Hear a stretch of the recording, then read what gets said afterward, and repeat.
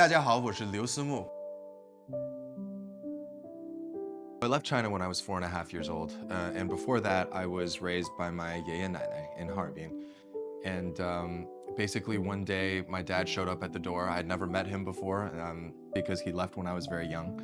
And he said, "Hi, I'm your dad, and I want to take you to Canada." And so, at a very young age, I left everything I knew. And so, after we immigrated, uh, I would go back with my parents pretty much every summer from the time I was in middle school until I graduated high school. What really struck me about China was this duality of how rapidly it was developing, but then also how certain things always stayed the same.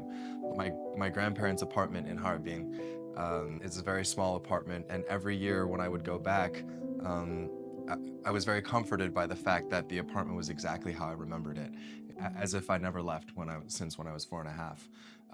But then all around me, I noticed the country developing very rapidly, and especially in cities like Beijing, it was very awesome to witness just how fast the buildings were coming up and how the general population's quality of life was rapidly increasing. Was really, really fantastic to witness. So I first had the idea to write this autobiography right around the time I was 29, 30. And I didn't realize it, but my parents were the exact same age when they made the decision to immigrate from China to Canada. And it was obviously a very, very big life decision. It was, a big risk for them, but they wanted to do it. They wanted to kind of go on this new adventure that was unlike anything that they'd ever experienced before. And it was right around the time in my life where I was doing the same thing. I had grown up in Toronto, Canada, but I had made the decision to start moving to Los Angeles for a few weeks or a few months at a time because I thought there would be better opportunities in Hollywood. And so that kind of full circle moment for me really made me feel connected to my parents. And I had a book agent in Canada who reached out around the same time and asked me if I was ever interested in writing a book. And I thought, no way, I'm definitely way too young. There's no way that anyone would ever care about, an autobiography about my life. And she encouraged me to keep thinking on it. And so I took some time and I talked to my parents a lot. And I really felt like if I was somehow able to tell their story in addition to mine, that would be a book that was worth reading because it's our joint experiences that make up our family immigrant story. And I think I'm very excited to have kids, and I'm really excited to have a relationship with my kids because I think there's a lot of things that I would take from my parents and I would apply in the same way, but there's also a lot of things that I would do differently. I think the most important thing is I would really pay attention to the personality of my child or my children. I would really put a lot of thought into this person, this being that was developing, and I would say there's not one pathway to success. You can be anything or anyone that you want as long as you work hard. I think my life before making the movie and my life after is completely different. One role changed everything in my life, and it's given me so much. And there isn't a day that goes by that I don't wake up extremely grateful for that role, for that moment, for that movie, and everything that's happened since. Getting thrust into the spotlight, obviously it comes with a lot of privileges and a lot of upside, but it also has a lot of downside.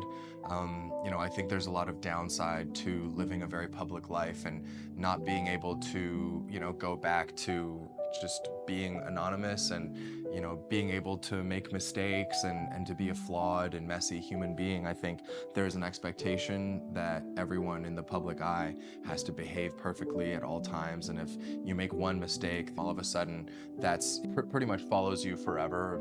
Things like that, I really had no concept of. It was definitely an adjustment. First of all, I think the concept of Odyssey years is a super amazing concept. My Odyssey years definitely didn't realize it was happening because I didn't quit my job. I was fired. I'll do something. I might as well aspire to something that made me feel happy.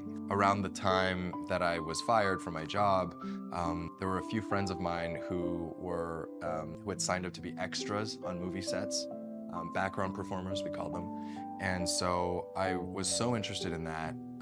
I begged my friends to get me in, and slowly I started working in the industry. First as a background performer, making minimum wage, like we're talking like $10 an hour. But I loved it so much, and so I just kept wanting to go back. I think that's probably the most important thing about these Odyssey years is that it's an era of self-discovery. So you don't have to have it all figured out. You don't have to have a perfect plan of where you're going to end up in the beginning. And so I loved waking up every morning and checking the internet to see if there was any new auditions. I loved getting phone calls from my agent telling me what my next audition was going to be. And so because of that, I just kept going in that direction. I had no idea where I was going to end up, but thankfully I didn't quit because there were many opportunities. There was something in me that knew that if I just kept going, that I would find something at the end of that road. I'm very grateful I didn't quit. Let's say maybe the 2 or 3 most important things are a sense of humor, because I think that we, especially men, sometimes take themselves too seriously and get too angry. I think having a sense of humor and knowing how to make everything into a joke, knowing how to smile and laugh about everything, I think that's actually such an important quality in life. I think confidence, just having a confidence, and you don't have to be the tallest or the best looking, but just confidence in who you are as a person, I think is really important and really shines through and makes you more attractive to everyone around you. And I think the third thing is listening. I think I'm really drawn to people who really listen to what people around them have to say.